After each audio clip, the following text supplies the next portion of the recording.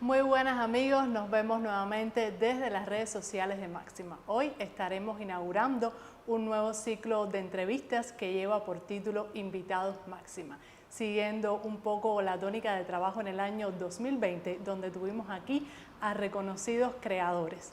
Hoy inauguramos y damos comienzo a esta nueva temporada con Roberto Diago. Un placer recibirlo aquí en Máxima.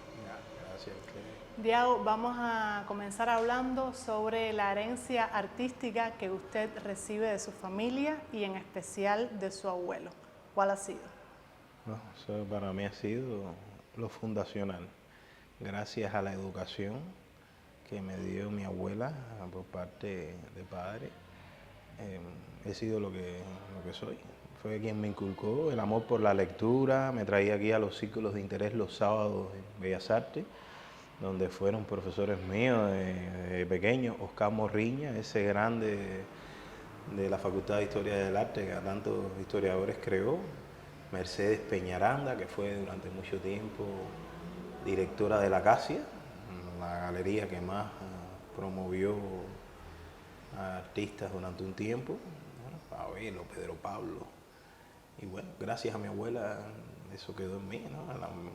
Las historias que me contaba de mi abuelo, el vínculo que tuvo mi abuelo con el grupo Orígenes, sobre todo con Lezama, con músicos como Bola de Nieve. Además, mi abuela es hija del maestro Urfé, fue uno de los que creó el estribillo en el danzón. Y nada, en ese ambiente crecí. Qué bueno.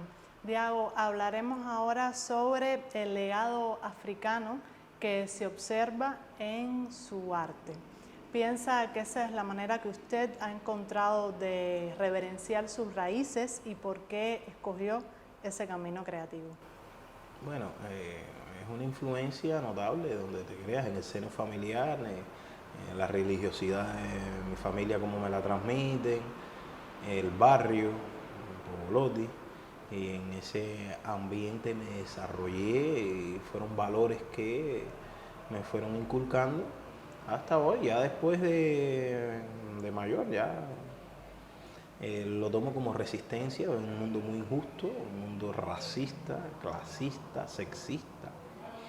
Y comienzo a darme cuenta, ¿no? de cómo, cómo ese virus mutó en Cuba, y empecé a hablar de la racialidad, más que de la religiosidad. Títulos como Mi pelo también es bueno, no soy negro, soy un hombre, España, devuélveme a mis dioses, difícil no es ser hombre, ser negro, todo ese tipo de graffiti y títulos que ponía en una etapa inicial, que en el 2002 hubo un debate interesantísimo con motivo de una exposición mía, Comiendo Cuchillo, en el Museo Nacional, con Abel Prieto, en ese entonces ministro, rapero, profesor Fernández Tomasito, que ha trabajado mucho el tema. Fue muy interesante y ese ha sido mi leitmotiv hasta hoy. Diago, cuando nosotros observamos su quehacer, vemos la reutilización en sus obras de materiales como el vidrio, la madera, el hierro. ¿Esa es una forma de hacer más contemporáneo su discurso? Bueno, ya es como las personas lo interpreten. Resulta que yo soy graduado en 90, que fue una época tan nefasta como esta que estamos viviendo ahora con la pandemia que estamos viviendo. Fue una época donde se cayó el campo socialista. Los graduados de escuelas de arte, los que vean esta entrevista me apoyarán en lo que digo, lo teníamos todo. En las escuelas de arte teníamos óleo. Bueno, pintábamos murales en la calle con óleo. Un óleo búlgaro que venía, que eran por cantidades industriales que nos las daban. Un lujo, ¿no? Pero nadie pensó que ese sol que salía todos los días iba a dejar de salir. Pinceles, yo recuerdo que cuando empezaba el curso, si no nos entregaban casi 100 pinceles, no nos entregaban ninguno. Cartulinas, habían unas cartulinas búlgaras, que hay mucho, casi todo el trabajo de Bedia de esa época está hecho con ese tipo de cartulina, de Tomás Edison, que no era Canson, era una cartulina que, bueno, hasta para hacer chiringa la cogíamos los materiales, que aquello era tremendo. los que estudiaban música tenían un piano en cualquier sitio, en cualquier casa de cultura, en cualquier facultad, había piano donde quiera. Y era de una riqueza material que nadie imaginó que eso iba a pasar. Pues bueno, pasó. Y nos quedamos en cero. Recuerdo, bueno, la década del 90, periodo especial, la guerra del Golfo, toda aquella convulsión mundial. Cuba empieza el periodo especial. Imagínate, no había comida, que es lo básico. Los apagones, era nuevo.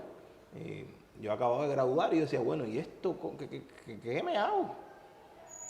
Gracias a la educación que recibimos en la academia, una educación sólida en la Academia de San Alejandro, nosotros estudiamos en Historia del Arte un movimiento, que es el movimiento Povera, que es un movimiento que surge en Europa como rechazo a la industrialización y empiezan a trabajar con materiales pobres, porque era todo un rechazo a esa sociedad con tantas cosas. Y yo me dije, bueno, si ellos hacen eso, yo también, ellos tienen el derecho porque lo hacen, yo tengo el izquierdo y siempre lo digo así, y bueno, yo lo tengo que hacer, yo no puedo dejar de crear. Y hay un artista que empiezo a mirar cómo daba soluciones técnicas a su quehacer cotidiano creativo, Tapie, otro, Burri, y yo dije, esto me interesa.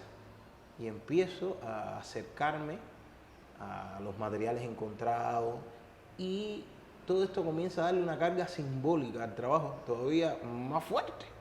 Y me vino de maravilla hasta hoy. ¿Y qué va? Si dejo de hacer lo que hago, dejo de ser quien soy. Eso me interesa muchísimo. Me sigue interesando porque vas descubriendo cada vez cosas y más cosas y más cosas, con cosas que están tiradas, botadas. Y eso fue así como empecé a llegar a ese mundo. Las primeras piezas de su autoría de ese tipo, ¿cómo las recuerda? Bueno, tengo algunas piezas guardadas. Recuerdo Motivos de Bosque, que fue una serie del 93 que se expuso en el Pabellón Cuba. Todo era con cemento. Y a partir del cemento iba poniendo más textura, menos textura, los iba mezclando con más cosas. Y mucha gente me decía, oye, pero eso no va a durar. Pues bueno, todavía están. Algunas se han subastado. Otras se exponen en algunos lugares, museos. Ahora la exposición La Retro que se hizo en Miami, en el Louvre, empieza con una pieza de jícara que le gustó mucho a la gente y me preguntaba y le hacía toda esta historia de cómo yo empecé ese tipo de trabajo. Hablemos ahora, Diago, sobre parte de su figuración y vamos a tomar como referente esta obra de aquí atrás, Presencia.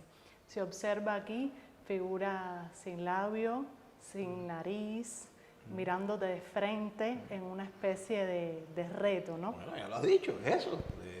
Estoy retando, es este collar que muchos me dicen collar, pero bueno, son los grilletes que le ponían en el cuello a los negros esclavos. Es un mundo fragmentado, eso en mi pieza se ha quedado a la hora de construir las piezas, siempre las construyo así, un mundo roto, dividido, y cómo cogimos ese mundo, lo reconstruimos.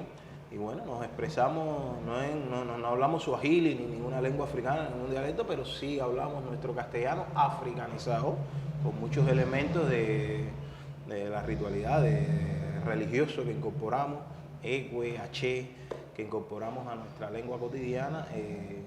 Y nada, eso es mi obra, los ojos, te estoy mirando de frente, no te miro de lado, sin boca porque no me dejas tener un discurso, más hoy en estos tiempos donde el racismo es uno de los temas que ha vuelto a la palestra, que se pensaba que era una cosa terminada, pero desgraciadamente las desigualdades sociales, las crisis, afloran con estos elementos que estaban dormidos, pero no muertos. Así mismo es. Diago, te propongo ahora hacer una pausa para los que están escuchando y viendo ahora mismo esta entrevista y seguimos después. Seguimos.